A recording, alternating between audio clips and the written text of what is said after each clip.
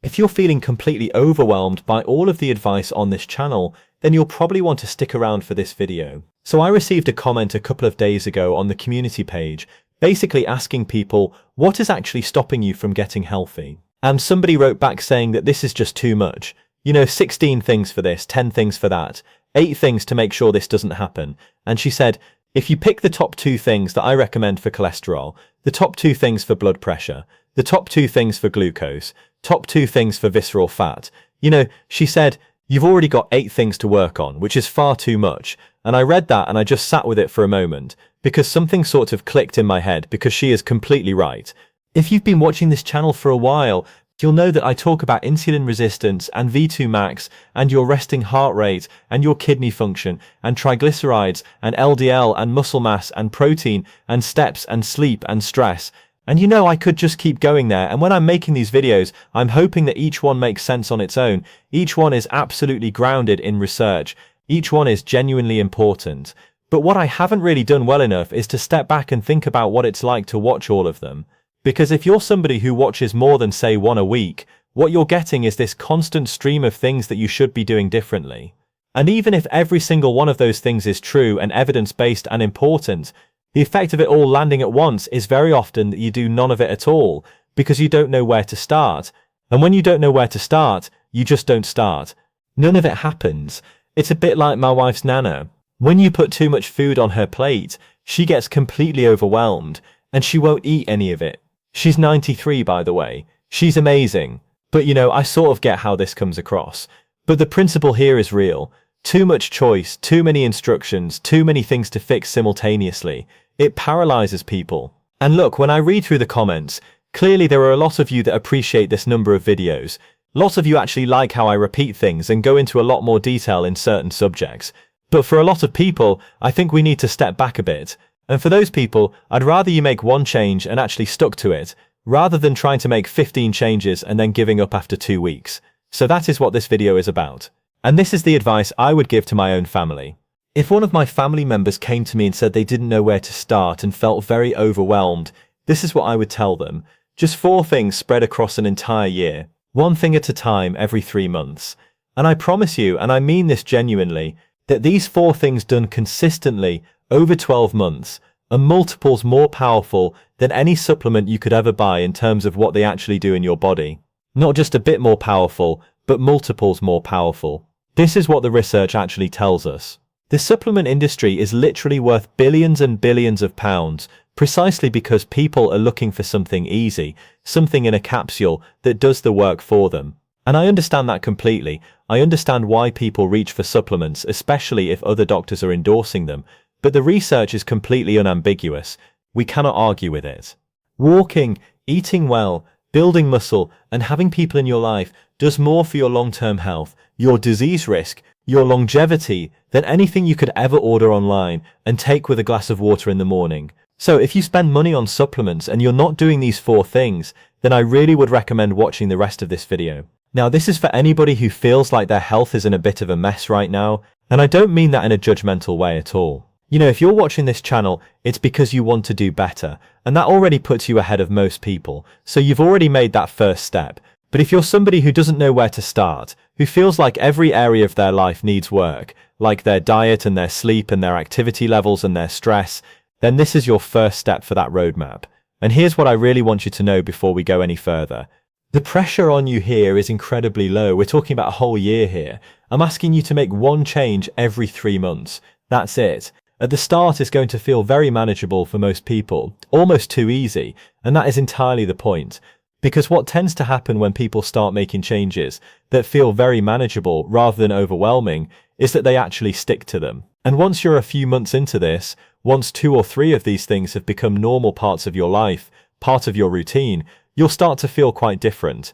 Most people will have a bit more energy day to day, you'll be sleeping better, you might have a clearer head, and when you feel like that, you become more open to trying other things.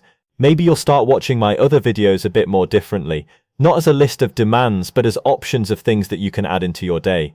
You might start experimenting with other different types of whole foods. You might start experimenting with a different sleep routine as well. That is the hope here. But it's not the requirement. The requirement is just these 4 things over a year. That is the bare minimum. And after a year, I'm very confident in saying that you will feel like a different person. And the other really important thing to mention here is that every single change I'm going to give you helps everything else. So this isn't just 4 separate things affecting 4 separate parts of your body in isolation. When you start walking more, as an example, we know that your blood sugar will improve, your sleep will get better, your mood will get better, your blood pressure will come down, and your kidneys as a result are under less stress. When you change how you eat your breakfast, your energy is more stable, your cravings reduce, and you naturally start making better choices later in the day without thinking about it. All of these changes compound over time. They overlap. One good thing makes the next good thing a bit easier. So even though we're going very slowly, like deliberately slowly, what's actually happening underneath is that every system in your body is gradually shifting in the right direction all at once. You just don't have to think about all of that. You just have to focus on the one thing in front of you. So the first thing I want you to do for the entire first 3 months is walk. That's it. Just walk. And I know that sounds, almost far too simple, but just bear with me because the evidence behind consistent daily movement is absolutely remarkable. I've mentioned it so many times and people always underestimate just how powerful it is and what it does to your body when you do it every day rather than just occasionally. Now, the first thing I actually want you to go and do is to go out or go online and buy yourself a fitness watch. Honestly, you don't have to spend any more than $20 or $30 or what's that, $30 or $40. You really don't need anything expensive, but I think it will really help you here to see the numbers every single day. And really the number we're looking at here is your step count, but it will also track your sleep score in most watches and your resting heart rate as well. But just forget about those. Really, we just want to try and track our steps. Now the target is 7,500 steps a day, not 10,000, not 20,000, just 7,500. And for most people, this is absolutely achievable. And the reason I say that is because that specific number 7,500 is the point at which you start seeing really good reductions in cardiovascular risk and all-cause mortality, death from any cause. 10,000 steps feels like a mountain to a lot of people, but 7,000 just feels a bit more manageable. And manageable is what we're going for here. And again, this video is aimed at those of you who are doing very little at the moment.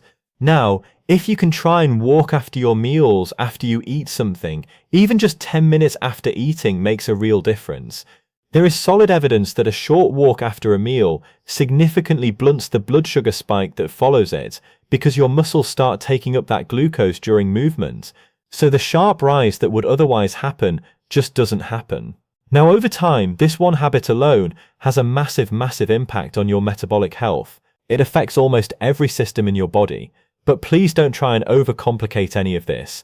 Just walk to the shops instead of driving, or park further away from the supermarket in the car park.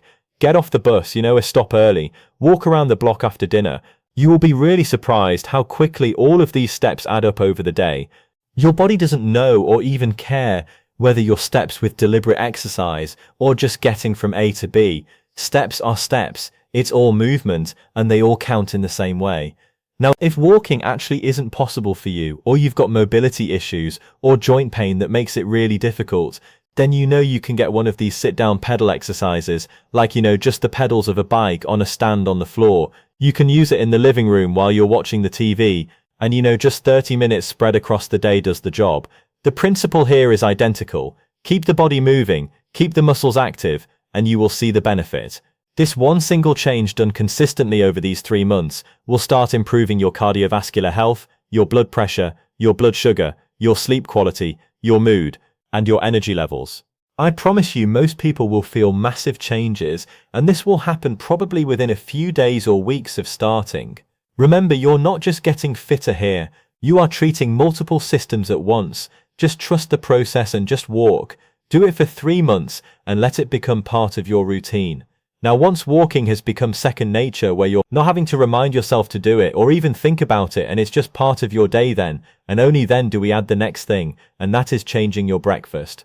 And the reason we're focusing just on breakfast, because for a lot of people, if I tell you to change what you're eating throughout the day, that is just far too much for some people. So let's just focus on your first meal. Continue eating what you normally eat for the rest of the day, but let's just focus on breakfast. Let's start the day right. And it might just happen that again, once this becomes second nature, you start experimenting with other meals. But for now, let's just keep it simple and focus on breakfast.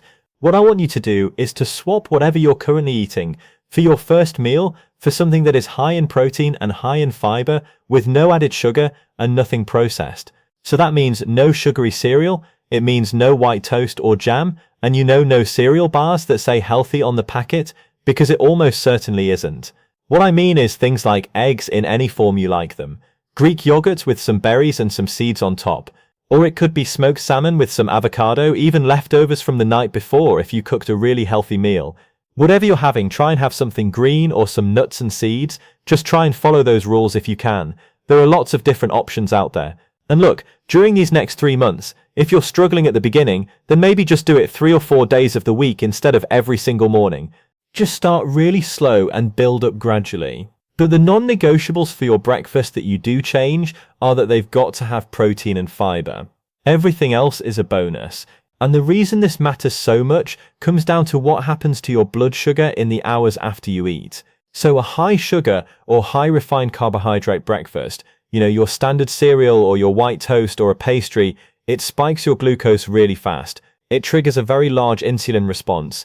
And then when that glucose drops off, usually around mid-morning or afternoon, you get this big crash. You feel tired and foggy and irritable, and you start craving something sweet again. How many of you have had that? I'm sure a lot of you have. And that cycle repeats itself all day long. Now, a breakfast with protein and fiber completely changes that pattern. It digests more slowly. It keeps your blood sugar more stable for hours, and you arrive at lunchtime feeling hungry in a normal way, rather than desperately craving the fastest, most sugary thing you can find. Most people who make this one change tell me their mid-morning cravings essentially disappear within the first couple of weeks. And what you'll often find, and this is that compounding effect again, is that when your morning feels better, you will naturally start making slightly better choices at lunch and in the evening as well, without anybody telling you to do it. Not because you're following a strict plan, but because you're not arriving at that next meal in a blood sugar crash, desperately seeking quick energy. By the end of the 6th month, because remember we're talking about month 4 to 6 here, you want to be doing this most days if you can, and keeping it really consistent. And actually what I'll do is I will put some links in the description below to some of the breakfasts that we eat every single day, so you can get a feel for the type of thing that really works. Okay then, so you're on to month number 7 now. You are over halfway through, and so far you have made 2 really important changes to your health and to your lifestyle. So that is a great achievement. The third thing could be the most important one, and it's all about building muscle. Now, some people can be a bit intimidated by this, but you really shouldn't be. You can build muscle at any age, even if you are over 80. Absolutely. Because the evidence for what building muscle does to your long-term health is so strong that it wouldn't be right to not include it in this video. So we're going to start resistance training here. And I'm not talking about going to the gym 5 days a week and working out for 2 hours. And we're not talking about taking creatine or protein shakes or any of that. We're just talking about 3 movements, just 3 things. We're talking about a squat, a push, and a pull. Now, the squat is just sort of standing up and then lowering yourself down, bending your knees, keeping your back straight as low as you can go, preferably until your thighs are parallel to the floor. If you can do a full body weight squat, then that is amazing. And you can watch lots of different videos on YouTube about how to do this properly. There are lots of videos showing you the correct technique. But if you can't do that, then just rising up from a chair and then lowering yourself back down absolutely counts, and that will be working your muscles. The squat targets your legs, these really big muscle groups. These are the largest muscle group in your body. And that matters enormously because the bigger your muscles, the more capacity your body has to absorb and store glucose from the blood, which directly improves your metabolic health and significantly reduces your risk of type 2 diabetes and heart disease. Now, the push is a press up, so it can be on your toes if you can, the normal press up, or you can be resting on your knees if that's where you are, or even just standing and then pushing your hands against a wall or the kitchen counter. And the pull is simply a resistance band that you can buy for maybe £5 or £10, looped around a door handle, or even your feet where you're sat on the floor, and basically just sort of pulling the resistance band towards you. And what that's doing is working your lats and your biceps and your shoulders as well, the backs of your shoulders. And that's it. Those are your 3 movements. And try and aim for around 15 or 20 reps of each one of them a day. And you don't have to do all of them at once. You can spread them across the day if that's easier. You can do some in the morning, some in the afternoon, some in the evening, whatever works around your routine. And again, this video is aimed at people who currently do very little. If you can do more than this, then fantastic. Now, the reason I've placed this in month 7 to 9 rather than at the beginning is quite deliberate. If you spend 6 months walking every day and eating a high-protein breakfast, then you already have habits, you have routine, you already know that you can make a change and stick with it. Building muscle is so incredibly powerful and important as you get older. I've done so many videos on it. It improves your blood sugar control, your insulin sensitivity, your bone density, your balance, your cardiovascular health, and your ability to stay independent and functional as you get older. And the research on this across all age groups is absolutely overwhelming. And as you get more confident and get stronger, you can build on it. You can add more exercises. You can get some dumbbells if you want. Maybe eventually you can join a gym if you want to as well, or join some exercise classes. But none of that is required to get really meaningful results if you are currently sedentary. These 3 movements, so squats and then press-ups and then pulls, if you do them consistently, maybe 3 days a week to begin with, will absolutely make massive changes to your health. And finally, we move on to month 10 to 12. This is the final quarter of the year, and this is all about social connection. Now, this one again often surprises people. They expect me to finish with something about sleep or cold showers or again supplements or something like that. And yes, sleep is really important, and I will do another full dedicated video on that very shortly. But for this roadmap, the 4th thing I want you to focus on in the final stretch of this year is your social life. And I really want to explain this one properly because according to the research, this absolutely is a really important health intervention. What I want you to do, and just bear with me on this one, what I want you to do is to make a really conscious and deliberate effort to spend more time with people throughout the week. And if you're somebody who doesn't really spend much time with anybody at all, then that could look like joining something like a church or a mosque or a synagogue or a community cafe or a local walking group or volunteering at your local charity shop or food bank or something like that. It could mean picking up the phone to a friend or family member more often than you currently do. It could be as simple as simply arranging to go for a walk once a week with somebody, which also gets your steps in as well. You're doubling up without even trying. Now, the evidence on social connection and longevity is absolutely massive. There is tons of research on this, and I'll link a couple of papers in the description below. It never gets anywhere near enough attention in this sort of space. We know that strong social ties are one of the single most consistent predictors of how long people live and how well they stay across their lifetime. Feeling lonely and feeling socially isolated are associated with massively increased risks of heart disease and dementia and depression and premature death. And the effect sizes in the research are comparable to smoking 15 or 20 cigarettes a day. And clearly that is not a small effect. That is massive. People with strong regular social connections, they don't just live longer, they recover from illness faster, they have better cognitive function into older age, and they report higher quality of life across virtually every measure that we have. And there's something else that happens when you have people to see and plans to look forward to that is even harder to measure, but just as real. So you have a reason to get up in the morning. You have a reason to do the laundry, to go out and get your hair done, to put something nice on, maybe to go out and get a new shirt because you're going out to do something. You're going out to see somebody. Your brain starts thinking about other people. It starts remembering conversations, anticipating things, making plans. You become more mentally active without even trying. You have purpose, and purpose, it turns out, is one of the most powerful and most underrated things a human being can have for their long-term health.